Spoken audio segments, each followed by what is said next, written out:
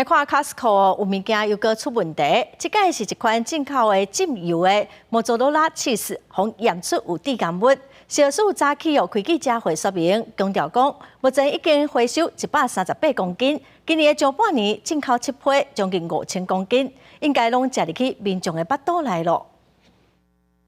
美食卖场好市多进口的油脂摩佐罗拉甘露，进前陆续伫边境甲后市场验出致癌物环氧乙烷，卫生单位下令业者回收无合格产品。消署表示，到7月11日为止，已经回收138公斤，而且进一步清查发现，今年1月到即马有7批总共4798公斤的同款的甘露产品进口，向件已经互消费者食入腹肚。今年度的部分还有7批的产品啊，但是因为它的这些产品因为效期很短，我们看这个产品大概制造日期到有效日期，大概这个保存期间大概是2个多月。用在药品供应部分，常常用在治疗过敏性鼻炎的喷鼻剂，爱明氏传出欠药啊。消署表示，根据健保资料库显示，去年爱明氏喷药剂平均一个月用量差不多10万支，不过今年1月到4月，每个月平均用量都13万支，所以会协调业者保留一定数量给诊所甲药局。